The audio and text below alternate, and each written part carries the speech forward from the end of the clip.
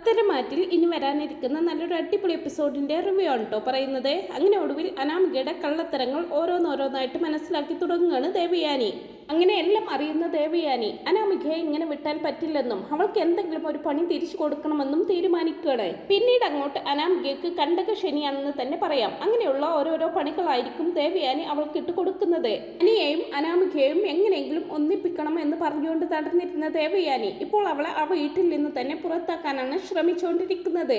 അങ്ങനെ ഒരു ദിവസം ദേവയാനി അനാമികയ്ക്ക് ഇട്ട് നല്ല 8ന്റെ പണി തന്നെ കൊടുക്കുന്നതിന്റെ വിശേഷങ്ങളൊക്കെയാണ് കേട്ടോ പറയാനായിട്ട് പോകുന്നത്. അപ്പോൾ ഈ വീഡിയോ നിങ്ങൾക്ക് ഇഷ്ടപ്പെടുന്നുണ്ടെങ്കിൽ വീഡിയോ ഒന്ന് ലൈക്ക് ചെയ്യാനും ചാനലൊന്ന് സബ്സ്ക്രൈബ് ചെയ്ത് സപ്പോർട്ട് ചെയ്യാനും മറക്കല്ലേ ഫ്രണ്ട്സ്. അപ്പോൾ നമുക്ക് വീഡിയോയിലേക്ക് കടക്കാം. രാവിലെ തന്നെ അനാമികയും ജാനകിയും ജലജയും കൂടി ഇരുന്ന് ഇങ്ങനെ സംസാരിച്ചുകൊണ്ടിരിക്കുകയാണ്. അവർ പറയുന്നുണ്ട്, ആ നയനയുടെ ഒരു അഹംഭാവം കണ്ടില്ലേ, അവളാണെങ്കിൽ ഓഫീസിൽ പോവാൻ തുടങ്ങി, ചീഫ് ഡിസൈനറായി അധികാരമേറ്റു, ഇപ്പതാ അവാർഡും കിട്ടിയിരിക്കുന്നു. അതിൽ പിന്നെ അവൾ നിലത്തൊന്നുമല്ല.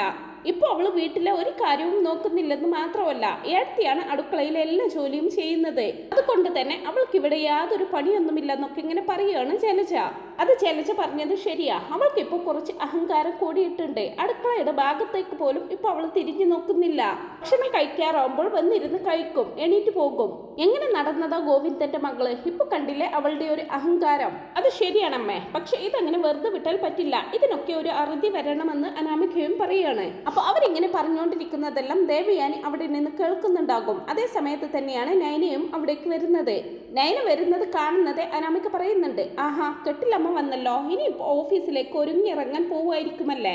എന്തായാലും കൊള്ളാമടി, ഒരു പണിയും ചെയ്യും വേണ്ട, ഒന്നും വേണ്ട. വല്യമ്മയാണെങ്കിൽ ഇപ്പൊ നിന്നെ എടുത്ത് തലയിലും വെച്ചിരിക്കുകയാണെന്നൊക്കെ പറയുന്നുണ്ട് അനാമിക. നോക്ക് അനാമിക, അങ്ങനെ ഒരു പണിയും ചെയ്യാതിരിക്കാനൊന്നും എനിക്കൊരു ആഗ്രഹവുമില്ല. അമ്മ എന്നോട് അടുക്കളയിൽ കയറണ്ടെന്ന് പറഞ്ഞിട്ടാണ് ഞാൻ അവിടെ കയറാത്തത്. അമ്മ സമ്മതിച്ചാൽ കാലത്ത് എണീറ്റ് അടുക്കളയിൽ കയറാൻ എനിക്ക് ഒരു മടിയുമില്ലെന്ന് പറയുകയാണ് നയന. ഓ പിന്നെ നിന്നെ അടുക്കളയിൽ കയറ്റാത്തത് ഏടത്തിക്ക് നിന്നോടുള്ള സ്നേഹം കൊണ്ടൊന്നുമല്ല, ഏടത്തിക്ക് ജീവനിൽ പേടിയുണ്ട്. ഈ എന്തെങ്കിലുമൊക്കെ പാലിൽ വിഷം ചേർത്തതുപോലെ കൊടുത്തു കഴിഞ്ഞാൽ അവരുടെ ജീവൻ പോകുമല്ലോ, അത് ഓർത്ത് പേടിച്ചിട്ടാണ് ഏടത്തി നിന്നെ അവിടെ കയറ്റാത്തതെന്നൊക്കെ പറയുകയാണ് ജലജ. അപ്പച്ചി വെറുതെ ആവശ്യമില്ലാത്ത കാര്യങ്ങൾ പറയരുത്, പാലിൽ വിഷം ചേർത്തത് ഞാനല്ലെന്ന് ഞാൻ ഒരുപാട് തവണ പറഞ്ഞു കഴിഞ്ഞു. പിന്നെ ആരാ, ഞങ്ങളാണോ പാലിൽ വിഷം കലർത്തിയതെന്ന് ചോദിക്കുമ്പോൾ അത് അപ്പച്ചിക്ക് അറിയില്ലേ എന്ന് തിരിച്ചു ചോദിക്കുന്നുണ്ട് നയന. അപ്പോഴേക്കും തൻ്റെ മരുമകളെ എല്ലാവരും കൂടി കുറ്റപ്പെടുത്തുന്നത് ഇനിയും കണ്ടു നിൽക്കാൻ പറ്റില്ലെന്ന പോലെ ദേവയാനി അവിടേക്ക് വരുന്നുണ്ട്. ദേവയാനി ചോദിക്കുന്നുണ്ട്, രാവിലെ തന്നെ എന്താ ഇവിടെ ഒരു ബഹളം, നയനയുമായിട്ട് രാവിലെ തന്നെ വഴക്ക് തുടങ്ങിയോ എന്നൊക്കെ ചോദിക്കുമ്പോൾ അല്ല വല്യമ്മ, ഇവളുടെ ഒരു അഹങ്കാരം കണ്ടില്ലേ, ഇനിയിപ്പോൾ ഇവൾക്ക് അടുക്കളയുടെ പരിസരത്ത് പോലും വരികയും വേണ്ട, ഓഫീസിലേക്കാണെന്നും പറഞ്ഞ് രാവിലെ കെട്ടിയൊരുങ്ങി പോയാൽ മതിയല്ലോ. ഇതിന്റെ അഹങ്കാരം ഇപ്പോൾ ഇവൾക്ക് നല്ലോണമുണ്ട്. ഞങ്ങളത് പറഞ്ഞപ്പോഴേക്കും അപ്പച്ചിയെയും അമ്മയെയും ഒക്കെ കടിച്ചു കീറാനായിട്ട് വരുവാ ഇവള്. അവളുടെ ദേഷ്യവും ഭാവവും ഒക്കെ കണ്ടു കഴിഞ്ഞാൽ അവളാണ് ഇവിടുത്തെ രാജകുമാരി എന്ന് തോന്നിപ്പോവും എന്നല്ല ഇങ്ങനെ അനാമിക പറയുമ്പോൾ ദേവയാനി ഇങ്ങനെ മനസ്സിൽ ഓർക്കുകയാണ്, അതേടി എന്റെ നയനമോള് ഇവിടുത്തെ രാജകുമാരി തന്നെയാണെന്നൊക്കെ പറയുകയാണ്. തുടർന്ന് നയനയോടായിട്ട് മറ്റുള്ളവർ കേൾക്കാനായിട്ട്, എന്താ നയന ഞാൻ ഈ കേൾക്കുന്നത്, രാവിലെ തന്നെ വഴക്കും വക്കാണോന്ന് തുടങ്ങിയോ എന്നൊക്കെ ചോദിക്കുമ്പോൾ അമ്മയോട് ഞാൻ പറഞ്ഞിട്ടില്ലേ ഞാൻ അടുക്കളയിൽ കയറിക്കോളാമെന്ന്, അമ്മ സമ്മതിക്കാത്തത് കൊണ്ടല്ലേ ഞാൻ അടുക്കളയിൽ കയറാത്തത്, അതിനെക്കുറിച്ച് ഇവരെന്നോട് ചോദ്യം ചെയ്യുകയായിരുന്നു. അടുക്കളയിൽ കയറി ജോലി ചെയ്യാൻ എനിക്ക് മടിയാണെന്നും ചീഫ് ഡിസൈനർ പദവിയിലിരിക്കാൻ എനിക്ക് യാതൊരുവിധ യോഗ്യതയില്ലെന്നും ഞാൻ ഒന്നിനും കൊള്ളാത്ത ഗോവിന്ദന്റെ മകളാണെന്നും അതുകൊണ്ട് ഞാൻ അടുക്കളയിലെ ജോലി മാത്രം ചെയ്താൽ മതിയെന്ന് ഇവരൊക്കെ പറയുന്നത്. അമ്മ പറഞ്ഞത് കൊണ്ട് മാത്രമാണ് ഞാൻ അടുക്കളയിൽ കയറാത്തത്. അതുപോലെ തന്നെ ആദർശേട്ടന്റെ കൂടെ ഓഫീസിലേക്ക് പോയി തുടങ്ങിയതും അടുക്കളയിൽ കയറി എന്തെങ്കിലുമൊക്കെ ജോലി ചെയ്യണമെന്ന് എനിക്കുമുണ്ട്. എനിക്കും ഇതൊരു മടുപ്പായി അമ്മ. ഓഫീസിൽ നിന്നും വന്ന് കഴിഞ്ഞ് വെറുതെ ഇരുന്ന് ഭക്ഷണം കഴിക്കുക എന്ന് പറയുന്നത് അത് എനിക്കും ഒരു ബുദ്ധിമുട്ടുള്ള കാര്യമാണ്. എനിക്ക് രാവിലെ എണീറ്റ് അടുക്കളയിൽ കയറി ജോലിയെല്ലാം ഒതുക്കിയിട്ട് ഓഫീസിലേക്ക് പോകുന്നതിൽ ഒരു ബുദ്ധിമുട്ടുമില്ല എന്നെല്ലാം നയന പറയുമ്പോൾ ദേവയാനി പറയുകയാണ്, ഞാനല്ലേ നയനെ നിന്നോട് പറഞ്ഞതേ അടുക്കളയിൽ കയറണ്ടെന്നും ജോലിക്ക് പോവാനെന്നും, അത് അനുസരിക്കാൻ നിനക്കെന്തെങ്കിലും ബുദ്ധിമുട്ടുണ്ടോ? ഒന്നുമില്ലെങ്കിലും നിന്റെ അമ്മായിയമ്മയല്ലേ ഞാൻ പറയുന്ന കുറച്ച് കാര്യങ്ങളെങ്കിലും നിനക്ക് അനുസരിച്ചുകൂടെ എന്നല്ല അങ്ങനെ ചോദിക്കുമ്പോൾ നയന പറയാണ്, അതുകൊണ്ടല്ലമ്മേ, ഇവരെല്ലാവരും കൂടി അതിന്റെ പേരിൽ എന്നെ ദിവസവും കുറ്റപ്പെടുത്തുമ്പോൾ എന്തോ ഒരു ബുദ്ധിമുട്ട്. ഇവർ കുറ്റപ്പെടുത്തുന്നതൊന്നും നീ കേട്ടോണ്ട് നിൽക്കേണ്ട ആവശ്യമില്ല. ഞാനാണ് ഇപ്പോൾ അടുക്കളയിലെ എല്ലാ ജോലിയും ചെയ്യുന്നത്, അത് ഇനിയും അങ്ങനെ തന്നെ മുമ്പോട്ട് പോയിക്കോട്ടെ എന്ന് പറയുകയാണ് ദേവയാനി. ആ സമയം നയന ആരും കാണാതെ അമ്മയെ നോക്കിയൊന്ന് ചിരിച്ചിട്ട് അവിടെ നിന്നങ്ങ് കയറി പോവാണ് കേട്ടോ. ആ സമയം ദേവയാനി ഇങ്ങനെ മനസ്സിൽ ഓർക്കാണ്, തന്റെ നയന മോളെ ഇങ്ങനെ ഇട്ട് കഷ്ടപ്പെടുത്തുന്ന ഇവൾക്ക് എന്തെങ്കിലും ഒരു പണി കൊടുത്തിട്ടേ ഇനി വിശ്രമമുള്ളൂ എന്നൊക്കെ. എന്റെ നയന മോൾക്കല്ല, നിനക്കാണ് ഇവിടെ കുറിച്ച് അഹങ്കാരം കൂടുന്നത്. എല്ലാ കള്ളത്തരങ്ങളും ഒപ്പിച്ചു വെച്ചേച്ചേ ഇവിടെ നല്ല പിള്ള ചമയുന്നു, കിട്ടി ഞാൻ വെച്ചിട്ടുണ്ടടി എന്നൊക്കെ പറഞ്ഞ് എന്തോ തീരുമാനിച്ച് അകത്തേക്ക് കയറി പോവാണ് ദേവയാനിയും. ദേവയാനി എന്നിട്ട് ഫോൺ എടുത്ത് വെളിയിൽ വന്നിട്ട് അനാമിക കേൾക്കാനായിട്ട് ഫോണിലൂടെ നല്ല ഉച്ചത്തിൽ സംസാരിക്കുകയാണ്. ഓഫീസിലേക്ക് ആദർശനോട് വിളിക്കുന്നത് പോലെയായിരിക്കും വിളിക്കുന്നത്. മോനെ ആദർശേ, അടുത്ത ദിവസം മുതൽ ഇവിടുത്തെ ഒരു മരുമകളെ കൂടി ഞാൻ ഓഫീസിലേക്ക് വിടുന്നുണ്ട്. അവിടുത്തെ 2 കമ്പനികളുടെ ചുമതല മോൻ അവളെ ഏൽപ്പിക്കണം. ആദർശമൊന്നും കേൾക്കുന്നൊന്നും ഉണ്ടാവില്ല. എന്നാലും ദേവയാനി ഇങ്ങനെ സ്വയം പറയുകയാണ്, അത് ആരാണെന്നുള്ള കാര്യം ഞാൻ നിന്നോട് നാളെ പറയാം. നാളെ ഞാൻ അവളെ അങ്ങോട്ട് വിടും. അപ്പൊ നിനക്കറിയാം അത് ആരാണെന്ന്. എന്തായാലും ആ കുട്ടി ഇവിടെ ഇരുന്ന് ആകെ ബുദ്ധിമുട്ടിയിരിക്കുകയാണ്. ഉത്തരവാദിത്തമുള്ള കുട്ടിയാണ്. അതുകൊണ്ട് 2 കമ്പനികളുടെ ചുമതല ഏൽപ്പിച്ചാൽ നല്ല ഉത്തരവാദിത്തത്തോടെ അവൾ അത് കൊണ്ട് നടക്കും. 2 കമ്പനികളുടെ MD ആയിട്ട് ഞാൻ അവളെ നിയമിക്കാൻ പോവുകയാണ്. അവൾ നാളെ മുതൽ ഓഫീസിലേക്ക് വന്ന് തുടങ്ങും. അതിനുള്ള അറേഞ്ച്മെന്റ്സ് ഒക്കെ നീ അവിടെ ചെയ്തോളണമെന്നൊക്കെ പറയുകയാണ് കേട്ടോ ദേവയാനി. അപ്പൊ ദേവയാനിയുടെ ഈ സംസാരം കേൾക്കുകയാണ് കേട്ടോ അനാമിക ഉള്ളിൽ തോന്നിയ സന്തോഷം മറച്ചു പിടിച്ച് ദേവയാനിയുടെ അരികിലേക്ക് ചെന്നിട്ട് ചോദിക്കുന്നുണ്ട്, ആരെയാ വല്യമ്മ 2 കമ്പനികളുടെ MD ആക്കുന്നത്? ഇവിടുത്തെ മരുമക്കളെ എന്ന് പറഞ്ഞു. അത് ആരാണെന്ന് വല്യമ്മ പറ. എന്നെയാണെങ്കിൽ ഇപ്പൊ കമ്പനിയുടെ ചീഫ് ഡിസൈനറായിട്ട് അങ്ങോട്ട് പോകുന്നുണ്ടല്ലോ. പിന്നെ നബ്ബിയാണെങ്കിൽ ഗർഭിണിയുമാണ്. അപ്പൊ പിന്നെ എന്നെ എങ്ങാനുമാണോ എന്ന് ചോദിക്കുകയാണ് അനാമികയുടെ ചോദ്യം കേട്ട് ദേവയാനി ഒന്നും മിണ്ടാതെ ചിരിച്ചുകൊണ്ട് അകത്തേക്ക് അങ്ങ് കയറി പോവാണ്. അപ്പോൾ അനാമിക അങ്ങ് ഉറപ്പിക്കുകയാണ്, 2 കമ്പനികളുടെ ചുമതല വല്യമ്മ തന്നെയാണ് അങ്ങേ ഏൽപ്പിക്കുന്നതെന്ന്. അനാമിക ഭയങ്കര സന്തോഷത്തോടെ ഉടനെ തന്നെ രേവതിയെ വിളിച്ച് കാര്യം അറിയിക്കുന്നുണ്ട്. അനാമിക പറയാണ്, അമ്മേ ഒരു സന്തോഷ വാർത്തയുണ്ട്. നാളെ മുതൽ ഞാനും ഓഫീസിലേക്ക് പോവാൻ തുടങ്ങുകയാണ്. അതിനെ ഇപ്പോൾ ഭയങ്കര ഞെളിഞ്ഞങ്ങ് പോകുന്നുണ്ടല്ലോ ചീഫ് ഡിസൈനറായിട്ട്. അതിലും മേലെയുള്ള പദവിക്കാണ് പോകാൻ പോകുന്നതെന്നൊക്കെ അനാമിക പറയുമ്പോൾ, അത് കൊള്ളാലോ മോളെ, മോൾ ഇത്ര പെട്ടെന്ന് കാര്യം സാധിച്ചെടുത്തോ? സത്യമാണോ മോളെ? എനിക്കിത് അങ്ങോട്ട് വിശ്വസിക്കാനാവുന്നില്ലെന്നൊക്കെ പറയുമ്പോൾ, അതെ അമ്മേ സത്യമാണ്. വല്യമ്മ ഇപ്പോൾ ആദർശേട്ടനോട് ഫോണിലൂടെ വിളിച്ചു പറയുന്നത് ഞാൻ കേട്ടതാ. ഇവിടുത്തെ മറ്റൊരു മരുമകളെ അങ്ങോട്ട് വിട്ട് 2 കമ്പനികളുടെ ചുമതല ഏൽപ്പിക്കുകയാണെന്നും 2 കമ്പനികളുടെ MD നാളെ മുതൽ അവളായിരിക്കുമെന്നും നല്ല ഉത്തരവാദിത്തമുള്ള കുട്ടിയാണെന്നൊക്കെ വല്യമ്മ പറയുന്നത് ഞാൻ കേട്ടതാ. ഞാനല്ലാതെ പിന്നെ ആരാ അമ്മേ? ഞാൻ ഇപ്പോൾ തന്നെ ചീഫ് ഡിസൈനറായിട്ട് അങ്ങോട്ട് പോകുന്നുണ്ട്. നവ്യയാണെങ്കിൽ ഗർഭിണിയും. അപ്പൊ പിന്നെ എന്നെ കുറിച്ചായിരിക്കില്ലേ വല്യമ്മ പറഞ്ഞത്? എന്തായാലും അമ്മേ, ഞാൻ നാളെ ഓഫീസിലേക്ക് പോകുന്നത് കാണാൻ അമ്മയും അച്ഛനും ഇന്ന് തന്നെ ഇങ്ങോട്ടേക്ക് വാ. ഇന്ന് ഞാൻ നിങ്ങൾക്ക് നല്ലൊരു ട്രീറ്റ് ഒക്കെ തരാം. അത് കഴിഞ്ഞ് നാളെ ഞാൻ ഓഫീസിലേക്ക് പോകുമ്പോൾ അച്ഛനും അമ്മയും അത് കാണാൻ ഇവിടെ ഉണ്ടായിരിക്കണം എന്നൊക്കെ ഇങ്ങനെ സന്തോഷത്തോടെ പറയുകയാണ് കേട്ടോ അനാമിക. അത് കേൾക്കേണ്ട താമസം വേണുവും രേവതിയും പറയുകയാണ്, നമുക്ക് ഇപ്പോൾ തന്നെ അനന്തപുരിയിലേക്ക് പോകാം രേവതി. എന്തായാലും നമ്മുടെ മോള് മിടുക്കിയാണ് കേട്ടോ. 2 കമ്പനികളുടെ ചുമതല അങ്ങ് ഏറ്റെടുക്കുക എന്ന് പറഞ്ഞാൽ അവിടെ നിന്ന് മാക്സിമം മുക്കാൻ പറ്റും. അവൾ സാധിച്ചെടുക്കും. എനിക്കുറപ്പുണ്ട് രേവതി. ഇനി അങ്ങനെ അനന്തപുരിയിലെ മുഴുവൻ കമ്പനികളുടെ ചുമതലയും എൻ്റെ മോള് ഏറ്റെടുക്കും. അതുകൊണ്ട് മോളുടെ സന്തോഷത്തിൽ പങ്കുചേരാൻ നമുക്ക് ഇപ്പൊ തന്നെ അങ്ങോട്ട് പോകാമെന്ന് തീരുമാനിക്കുകയാണ് അവര് 2 പേരും. അങ്ങനെ വൈകുന്നേരമൊക്കെ ആകുമ്പോഴേക്കും രേവതിയും വേണുവും അനന്തപുരിയിൽ എത്തുന്നുണ്ട്. അപ്പോഴേക്കും നയനയും ആദർശും ഓഫീസിൽ നിന്നും തിരിച്ചെത്തിയിട്ടുമുണ്ടാവും. നയന ഓഫീസിൽ നിന്നും തിരിച്ചെത്തുന്നത് കണ്ടുകൊണ്ട് തന്നെയായിരിക്കും രേവതിയും അവിടേക്ക് എത്തുന്നത്. വന്ന പാടെ നയനയോട് രേവതി ആജ്ഞാപിക്കുകയാണ്, എടി നയനെ, നീ ഓഫീസിൽ നിന്നും വന്നതേ ഉള്ളൂ. എന്തായാലും നീ ചുമ്മാ ഇരിക്കുകയല്ലേ? നമ്മൾ വന്ന സമയം നല്ല ചൂടായിരുന്നു പുറത്ത്. വെയിൽ കാരണം നല്ല ദാഹം. അതുകൊണ്ട് നീ എനിക്കൊരു ഫ്രഷ് ആയിട്ടൊരു ജ്യൂസ് ഉണ്ടാക്കി കൊണ്ടുപോകാന്നൊക്കെ പറയുകയാണ് രേവതി. നയന പറയുന്നുണ്ട്, ഞാനിപ്പോൾ ഓഫീസിൽ നിന്നും വന്നതേ ഉള്ളൂ. ഞാനും നല്ല ക്ഷീണിച്ചിട്ട് തന്നെയാണ് വന്നിരിക്കുന്നത്. ഓഹോ, പറയുന്നത് കേട്ടാൽ തോന്നുമല്ലോ നീ അവിടെ ഓഫീസിലേക്ക് എന്തോ മല പറിക്കാനാണ് പോകുന്നതെന്ന്. എന്തോ ശകലം കുത്തി കുറിക്കാനല്ലേ നീ അവിടേക്ക് പോകുന്നത്? എനിക്ക് ശകലം ജ്യൂസ് എടുത്തു തരാൻ ഇപ്പൊ നിന്നെ കൊണ്ട് പറ്റില്ല എന്നൊക്കെ ചോദിക്കുമ്പോൾ ഒടുവിൽ ഞാൻ എടുത്തു തരാമെന്ന് പറയുകയാണ് നയന. അങ്ങനെ നയന കിച്ചണിൽ പോയി പൈനാപ്പിളൊക്കെ കട്ട് ചെയ്ത് ജ്യൂസ് ഉണ്ടാക്കുന്നുണ്ട് കേട്ടോ. എന്നെ കാണാതെ വരുമ്പോൾ ജലജ പറയാണ്, ഇവൾ എന്തെടുക്കുക അടുക്കളയിൽ? കുറെ നേരമായിട്ടും അവളെ കാണുന്നില്ലല്ലോ. അനാമിക മോളുടെ അമ്മയ്ക്ക് ഒരു ജ്യൂസ് എടുത്തോണ്ട് വരാൻ പറഞ്ഞിട്ട് ഇവൾക്ക് എന്താ ഇത്ര താമസം? ഇനി അവളെ അതിൽ എന്തെങ്കിലും ചേർക്കുന്നുണ്ടോ ഇല്ലയോ എന്നൊന്നും പറയാൻ പറ്റില്ല. ഞാൻ എന്തായാലും ഒന്ന് പോയി നോക്കട്ടെ എന്ന് പറഞ്ഞുകൊണ്ട് ജലജ അടുക്കളയിലേക്ക് ചെല്ലുകയാണ്. ജലജ അവിടെ ചെല്ലുമ്പോൾ ജ്യൂസ് എടുത്തോണ്ടിരിക്കുകയാണ് നയന. ഇതുവരെ നീ ഇത് ഉണ്ടാക്കി കഴിഞ്ഞില്ലേ നയനെ? ദാഹിച്ചിട്ട് കുടിക്കാനാണ് അവർ ജ്യൂസ് ചോദിച്ചത്. ഏകദേശം 1 മണിക്കൂറായല്ലോ നീ എടുത്തോണ്ട് വരാമെന്നും പറഞ്ഞ് ഇങ്ങോട്ട് പോന്നിട്ട്, എന്നിട്ട് ഇതുവരെ ജ്യൂസ് ആയില്ലേ എന്നല്ലങ്ങനെ ജലജ ചോദിക്കുമ്പോൾ, അതെ അപ്പച്ചി, ചുമ്മാ അതങ്ങ് ജ്യൂസ് ആവില്ലല്ലോ. പൈനാപ്പിൾ ഫ്രിഡ്ജിൽ നിന്നും എടുത്ത് അതിൻ്റെ മുള്ളെല്ലാം കളഞ്ഞ് വൃത്തിയാക്കിയിട്ട് വേണ്ടേ ജ്യൂസ് ഉണ്ടാക്കാൻ. അങ്ങനെ വരുമ്പോൾ ഇച്ചിരി സമയം എടുത്തെന്നിരിക്കും. അല്ലാതെ ഫ്രിഡ്ജ് തുറന്ന് നേരെ ജ്യൂസ് അങ്ങ് ക്ലാസ്സിലേക്ക് ഒഴിച്ചാൽ പോരല്ലോ എന്നൊക്കെ പറയുകയാണ് നൈന. ഓ അങ്ങനെയാണല്ലേ, ഇനിയിപ്പോൾ നീ ജ്യൂസിൽ എന്തെങ്കിലും ചേർക്കുന്നുണ്ടോ എന്ന് അറിയാൻ വേണ്ടിയിട്ടാണ് ഞാൻ ഇവിടെ വന്ന് നോക്കിയത്. അപ്പച്ചിക്ക് അത്ര സംശയമുണ്ടെങ്കിൽ അപ്പച്ചി തന്നെ അവർക്ക് ജ്യൂസ് ഉണ്ടാക്കി കൊടുത്തേക്ക്, ഞാൻ അങ്ങ് മാറിത്തരാമെന്നും പറഞ്ഞുകൊണ്ട് നൈന അകത്തേക്ക് അങ്ങ് പോവണേ. അങ്ങനെ ചെലച്ച മനസ്സില്ല മനസ്സോടെ ചെലച്ച പാതി വഴിക്ക് നിർത്തിയ ജോലി ഏറ്റെടുത്ത് അവർക്കുള്ള ജ്യൂസ് ഉണ്ടാക്കി കൊണ്ടുപോയി കൊടുക്കുന്നുണ്ട്. അത് കാണുന്ന അനാമിക ചോദിക്കുന്നുണ്ട്, ഇതെന്താ അപ്പച്ചി ജ്യൂസ് എടുത്തോണ്ട് വരുന്നത്, അവളോടല്ലേ പറഞ്ഞിരുന്നത്, എന്നിട്ട് അവൾ എവിടെ എന്നൊക്കെ ചോദിക്കും. അവൾക്ക് അഹങ്കാരം അല്ലാതെന്താ. ഞാൻ അവിടെ ചെന്ന് നോക്കുമ്പോൾ ഒന്നും ചെയ്യാതെ ഇരിക്കുക അവള്. ഞാൻ ചോദിച്ചപ്പോൾ അവൾക്ക് പറ്റില്ലെന്നും പറഞ്ഞ് തിരിഞ്ഞൊരു പോക്കായിരുന്നു. പിന്നെ ഞാനാണ് എല്ലാം റെഡിയാക്കി കൊണ്ടുവന്നതെന്ന് പറയുകയാണ് ചെലച്ച. എന്തായാലും അനാമിക മോളുടെ അച്ഛനും അമ്മയും ആകെ ക്ഷീണിച്ച് വന്നതല്ലേ, ഈ ജ്യൂസ് അങ്ങ് കുടിച്ചേക്കെന്നും പറഞ്ഞുകൊണ്ട് ചെലച്ച അവർക്കുള്ള ജ്യൂസ് കൊടുക്കുകയാണ്. അപ്പൊ അനാമിക പറയാണ്, കൊള്ളാലോ അപ്പച്ചി അവൾക്ക് ഇത്ര അഹങ്കാരോ, ഇതങ്ങ് സമ്മതിച്ചു കൊടുക്കാൻ പറ്റില്ലല്ലോ, അവൾക്ക് എന്തെങ്കിലും ഒരു പണി കൊടുത്തേ പറ്റൂ, എന്തായാലും നോക്കാമെന്നൊക്കെ ഇങ്ങനെ പറയുകയാണ് അനാമിക. അപ്പോഴേക്കും നയന അവിടേക്ക് വരുന്നുണ്ട് കേട്ടോ. നയന വരുമ്പോഴേക്കും അനാമിക ചോദിക്കുന്നുണ്ട്, എടി നിന്നോടല്ലേ ഞങ്ങൾ ജ്യൂസ് എടുത്തോണ്ട് വരാൻ പറഞ്ഞിരുന്നത്, എന്നിട്ട് എന്താ നീ അത് അനുസരിക്കാതിരുന്നത്, നിന്റെ അമ്മ ചോദിച്ചിട്ട് ഒരു ഗ്ലാസ് ജ്യൂസ് എടുത്തു കൊടുക്കാൻ പോലും നിനക്ക് പറ്റത്തില്ലല്ലേ.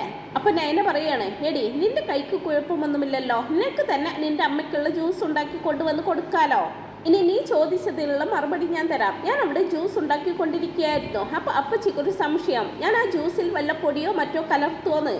ഞാനൊന്നും ചേർക്കുന്നില്ല, അപ്പച്ചി തന്നെ എടുത്തു കൊടുത്തേക്കെന്ന് പറഞ്ഞു. അതിപ്പോ ഇത്ര വലിയ കുറ്റമായോ എന്നെല്ലാം ചോദിക്കുമ്പോൾ അനാമിക പറയാണ്, അതത്ര വലിയ കുറ്റമൊന്നുമല്ല, പക്ഷെ നീ ഒരു കാര്യം കേട്ടോ, എൻ്റെ അമ്മയും അച്ഛനും ഇന്ന് പോകുന്നില്ല, അവർക്ക് വേണ്ടി ഇന്ന് വൈകുന്നേരം ഇവിടെ നല്ലൊരു ചിക്കൻ ബിരിയാണി തന്നെ ഉണ്ടാക്കണമെന്ന് പറയുകയാണ് അനാമിക. ഇതിനിവിടെ ചോറും കറിയും ഒക്കെ ഇരിപ്പുണ്ടല്ലോ, അതിൻ്റെ കൂടെ ബിരിയാണി കൂടി ഉണ്ടാക്കണമെന്ന് ചോദിക്കുമ്പോൾ ഉണ്ടാക്കണം, എൻ്റെ അമ്മയും അച്ഛനും വന്ന ദിവസമല്ലേ, ഇവർക്ക് മാത്രമല്ല എനിക്കും നല്ലൊരു ബിരിയാണി കഴിച്ചാൽ കൊള്ളാമെന്നുണ്ട്, അതുകൊണ്ട് ഇന്ന് ഇവിടെ ചിക്കൻ ബിരിയാണി തന്നെ ഉണ്ടാക്കണമെന്ന് പറയുകയാണ് അനാമിക.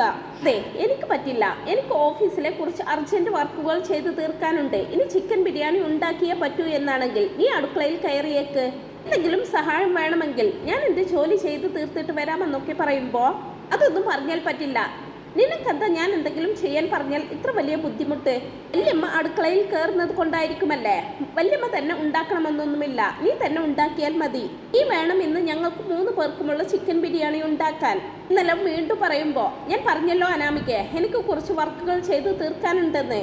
അത് മാത്രമല്ല അമ്മ എന്നോട് അടുക്കളയിൽ കയറണ്ട എന്ന് പറഞ്ഞിരിക്കുന്ന കാര്യം നിനക്കും അറിയാമല്ലോ, അതുകൊണ്ടാണെന്നും കൂടി പറയുമ്പോൾ ഓഹോ, അപ്പൊ നിനക്ക് അനാമിക മോൾ പറയുന്നതൊന്നും അനുസരിക്കാൻ വയ്യല്ലേ. അതെ നീ ഒരു കാര്യം അറിഞ്ഞോ, നാളെ മുതൽ എൻ്റെ അനാമിക മോളും കമ്പനിയിലേക്ക് 2 കമ്പനികളുടെ ചുമതല ഏറ്റെടുക്കാൻ വരുന്നുണ്ട്.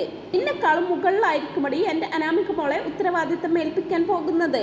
നീ അവിടുത്തെ വെറും ഒരു ചീഫ് ഡിസൈനർ ആയിരിക്കും, പക്ഷെ 2 കമ്പനികളുടെ MD ആയി സ്ഥാനമേൽക്കാനാണ് എൻ്റെ അനാമിക മോൾ അവിടേക്ക് വരുന്നത്.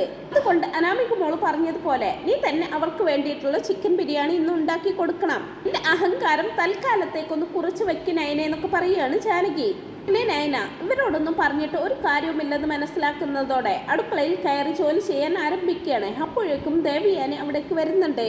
ദേവയാനി ചോദിക്കുന്നുണ്ട്, എന്ത് പറ്റി നയന മോളെ, നിന്നോട് അടുക്കളയിൽ കയറരുതെന്ന് ഞാൻ പറഞ്ഞതല്ലായിരുന്നോ, ഞാൻ മോളോട് ഓഫീസിലെ കാര്യങ്ങൾ നോക്കാനല്ലേ പറഞ്ഞിരുന്നത്, മോൾക്ക് എന്തെങ്കിലും ഡിസൈൻ ചെയ്യാനുണ്ടെങ്കിൽ പോയിരുന്ന് ചെയ്തോ, ഇപ്പൊ എന്തിനാ മോൾ അടുക്കളയിൽ കയറിയത്, ഞാൻ അത്തായത്തിന് വേണ്ടിയിട്ടുള്ള എല്ലാം ഉണ്ടാക്കി വെച്ചിട്ടുണ്ടല്ലോ, ഇനി മോൾക്ക് വല്ല കോഫിയോ മറ്റോ വേണോ എന്ന് ചോദിക്കുകയാണ് ദേവയാനി.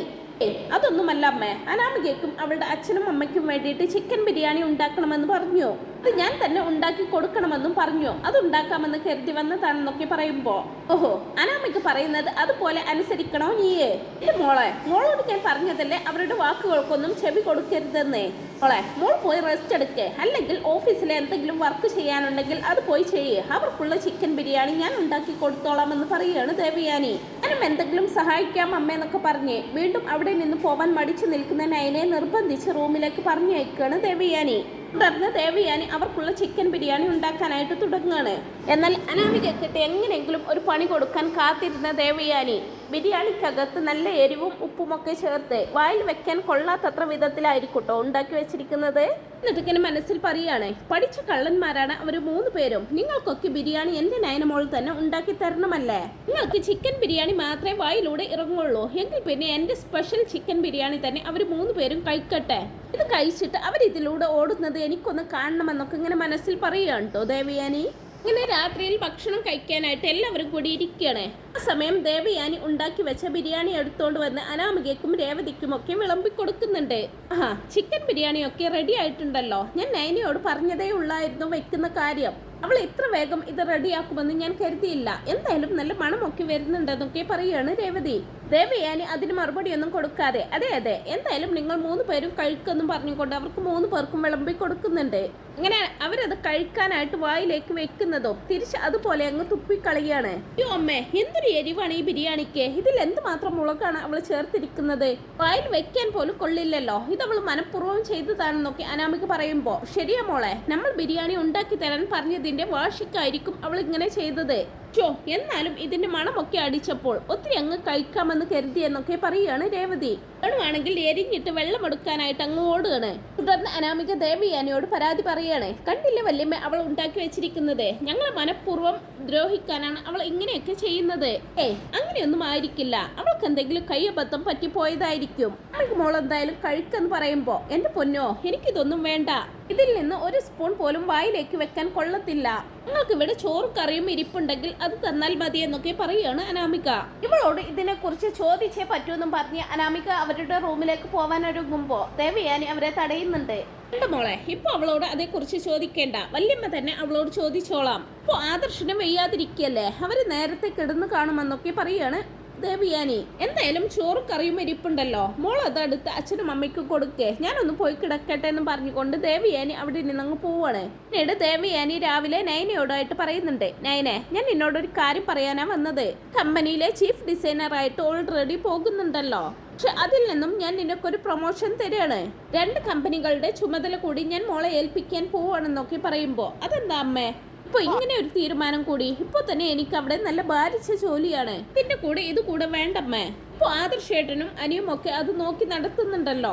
അവർ ഉത്തരവാദിത്വത്തോടെ നോക്കുന്നുണ്ട് എന്നുള്ളതൊക്കെ ശരി തന്നെയായിരിക്കും. പക്ഷെ മോളും കൂടി അതിൽ പങ്കാളിയായാൽ അവരുടെ ജോലി ഭാരം കുറച്ച് കുറഞ്ഞു കിട്ടുമല്ലോ. മോൾക്ക് നല്ല ഉത്തരവാദിത്വമുണ്ട്. ഏതൊരു കാര്യം ചെയ്യാനും മോൾക്ക് നല്ല കഴിവുണ്ടെന്നും എനിക്കറിയാം. കൊണ്ട് 2 കമ്പനികളുടെ ഉത്തരവാദിത്വം മോള് ഏറ്റെടുത്തേ പറ്റൂ എന്നൊക്കെ പറയുകയാണ് ദേവയാനി. ഇക്കാലം അത് വേണ്ടമ്മേന്നൊക്കെ നയന പറയുന്നുണ്ടെങ്കിലും അങ്ങനെ പറഞ്ഞാൽ പറ്റില്ല മോളെ. ഇവിടെയുള്ള ചിലർക്കൊക്കെ പണി കൊടുക്കണമെങ്കിൽ മോൾ ആ ഉത്തരവാദിത്വം ഏറ്റെടുത്തേ പറ്റൂ. കൊണ്ട് മോളിപ്പോ അമ്മ പറഞ്ഞത് അനുസരിച്ചേ പറ്റൂന്ന് തീർത്തു പറയുകയാണ് ദേവയാനി. എന്നിട്ട് ദേവയാനി നൈനയുമായിട്ട് താഴേക്ക് ഇറങ്ങി വരികയാണ് കേട്ടോ. സമയത്ത് അനാമികയാണെങ്കിൽ ഓഫീസിൽ പോകാൻ റെഡിയായി പുതിയ സാരി ഒക്കെ ഉടുത്ത് ഇങ്ങനെ നിൽക്കുകയാണ്. രേവതിയും വേണുമൊക്കെ ആകാംക്ഷയോട് ഇങ്ങനെ നോക്കി നിൽക്കുകയാണ് കേട്ടോ. അനാമിക ഓഫീസിലേക്ക് പോകുന്നത് കാണാനായിട്ട് ഇറങ്ങി വരുന്ന ദേവയാനിയോടായിട്ട് അനാമിക പറയുന്നുണ്ട്. വല്യമ്മ ഓഫീസിലേക്ക് പോവാൻ റെഡിയായോ? ഞാനും റെഡി ആയിട്ടുണ്ട് കേട്ടോ. അങ്ങനെ പറയുമ്പോ അതെന്തിനാ നീ ഓഫീസിലേക്ക് പോകുന്നത്? നൈനയല്ലേ ഓഫീസിലേക്ക് പോകുന്നത്? ഇപ്പൊ എന്തായാലും എല്ലാവരും ഇവിടെ ഉണ്ടല്ലോ. ഞാനൊരു കാര്യം പറയാനാ വന്നത്. നൈനയെ ഞാൻ 2 കമ്പനികളുടെ ചുമതല കൂടി ഏൽപ്പിച്ചിരിക്കുകയാണ്. ചീഫ് ഡിസൈനർ പദവിക്ക് പുറമെ അവൾ അതും കൂടി ഏറ്റെടുക്കട്ടെ എന്ന് ദേവയാനി പറയുമ്പോഴേക്കും രേവതിയും വേണും അങ്ങ് ഞെട്ടുകയാണ്. നമുക്ക് ഞെട്ടലോട് ചോദിക്കുകയാണ്. എന്താ വല്യമ്മ ഈ പറഞ്ഞതെന്ന് ചോദിക്കുമ്പോ അതെ, അവൾ നല്ല ഉത്തരവാദിത്തമുള്ള കുട്ടിയാണ്. അതുകൊണ്ട് 2 കമ്പനികളുടെ ചുമതല കൂടി അവളെ ഏറ്റെടുക്കട്ടെ എന്ന് ഞാൻ അങ്ങ് തീരുമാനിച്ചു. നന്നായിട്ട് ജോലി ചെയ്യുന്ന അവളെ അത് കൂടി ഏറ്റെടുക്കട്ടെ. നമ്മുടെ കമ്പനിക്ക് അവൾ കാരണം കൂടുതൽ ലാഭം ഉണ്ടാക്കുന്നത് നമുക്കൊരു അസറ്റ് അല്ലേ? എന്നല്ല അങ്ങനെ നയനയെ പുകഴ്ത്തിക്കൊണ്ട് പറയുകയാണ് കേട്ടോ ദേവയാനി. എന്നെ തന്നെ ജാനകി ചോദിക്കുന്നുണ്ട്. ഏടത്തി എന്തൊക്കെയായി പറയുന്നത്? ഏടത്തി അനാമിക മോളെയല്ലേ ഓഫീസിലേക്ക് കൊണ്ടുപോകാമെന്ന് പറഞ്ഞത്? എന്നിട്ടിപ്പോ ഇവളെയാണോ MD ആക്കാൻ കൊണ്ടുപോകുന്നത്? ആണോ അനാമികെ? ഞാൻ എപ്പോഴാണ് നിന്നോട് അങ്ങനെ പറഞ്ഞതെന്ന് ചോദിക്കുകയാണ് ദേവയാനി. വല്യമ്മയല്ലേ ഫോണിലൂടെ പറയുന്നത് കേട്ടത്? ഞാൻ ഓൾറെഡി ഓഫീസിലേക്ക് പോകുന്നുണ്ട്. നവ്യാണെങ്കിൽ ഈ അവസ്ഥയിൽ ഓഫീസിലേക്ക് പോവുകയുമില്ല. അപ്പൊ പിന്നെ ഞാനല്ലേ ഓഫീസിലേക്ക് പോവാ? അപ്പൊ പിന്നെ എന്നെ ആയിരിക്കും വല്യമ്മ ഉദ്ദേശിച്ചതെന്ന് ഞാൻ വിചാരിച്ചെന്നൊക്കെ പറയുമ്പോ അത് ശരി, നിന്നോട് അങ്ങനെ ഉദ്ദേശിക്കാൻ ഞാൻ പറഞ്ഞോ? ഞാൻ നിന്നോട് ഒരു തവണയെങ്കിലും പറഞ്ഞോ നിന്റെ കമ്പനി MD ആക്കാമെന്ന്? ഇതിനുള്ള കഴിവും ബോധമൊന്നും അനാമികെ നിനക്കില്ല. നീ ആദ്യം നിന്റെ കാര്യങ്ങളിലൊക്കെ കുറച്ചുകൂടി പക്വതയും ഉത്തരവാദിത്വമൊക്കെ കാണിക്ക്. എന്നിട്ടൊക്കെ ആവാം കമ്പനികളുടെ ചുമതല ഏറ്റെടുക്കൽ.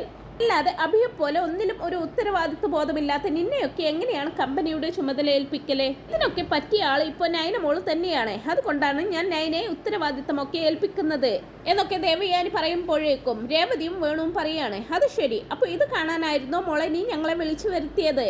നമ്മുടെ മോള് ഓഫീസിലേക്ക് പോകുന്നത് കാണാൻ കാത്തു നിന്നിട്ട് ഇപ്പതാ അവളെ കെട്ടി എഴുന്നള്ളിച്ചുകൊണ്ട് പോകുന്നത് കാണണം. വാ വേണുവേട്ടാ, നമുക്ക് ഇവിടെ നിന്ന് പോകാമെന്നും പറഞ്ഞുകൊണ്ട് നിരാശയോടെ പോവുകയാണ് വേണുവും രേവതിയും. അനാമികയും ജാനകിയുമാണെങ്കിൽ ദേവയാനിയുടെ തീരുമാനത്തിൽ കലി തുള്ളിക്കൊണ്ട് അങ്ങ് നിൽക്കുകയാണ് ചെയ്യുന്നത്.